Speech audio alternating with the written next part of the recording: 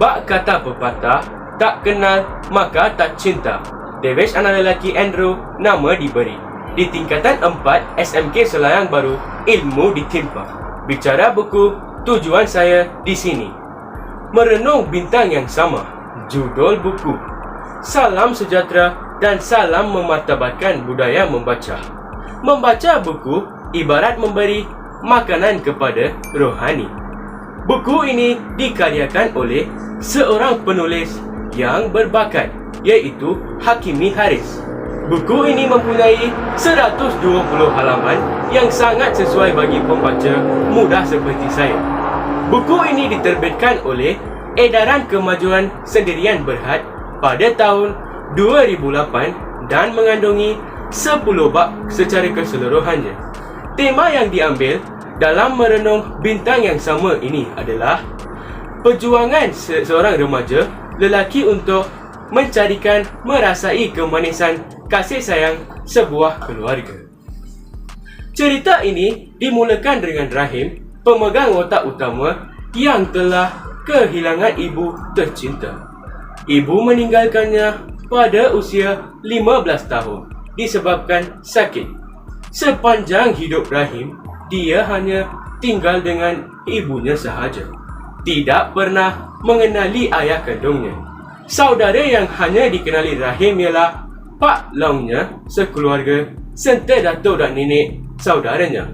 Rahim hidup dalam keadaan yang sangat sederhana dan tinggal di rumah pusaka usang arwah datuknya. Pak Longnya ada mengajar Rahim bertinggal sama di Kuala Lumpur. Tetapi Rahim tahu Mak Longnya dan sepupunya tidak selesa dengan kehadiran Rahim. Jadi, Rahim tekad untuk menjalani kehidupannya bersendirian.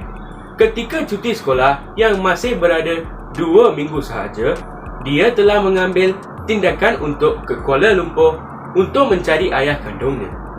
Ayah kandungnya bernama Jamaluddin yang tidak pernah dikenali seumur hidupnya. Dia teringat ibu pernah mencerita bahawa ayahnya telah ke Kuala Lumpur setelah dihalau dari kampung kerana membunuh anak ketua kampung.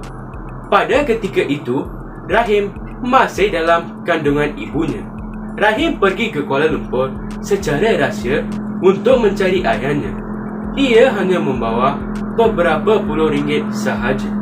Apabila tiba di Kuala Lumpur, Rahim bertemu dengan Abang Mal dan Rosli. Mereka berdua menjual rokok dan makanan di tepi jalan. Mereka sering dikejar oleh penguat kuasa kerana tidak mempunyai lesen perniagaan. Abang Mal ini bergemar dengan judi dan menjauhi dirinya daripada agama. Namun disebabkan Rahim tiada tempat tinggal, dia bersetuju bertumpang di rumah Abang Mal.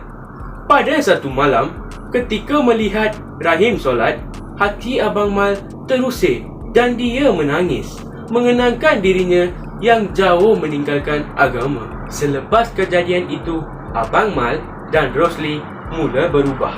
Mereka juga berniat untuk menolong Rahim dan menghubungi Pak Longnya.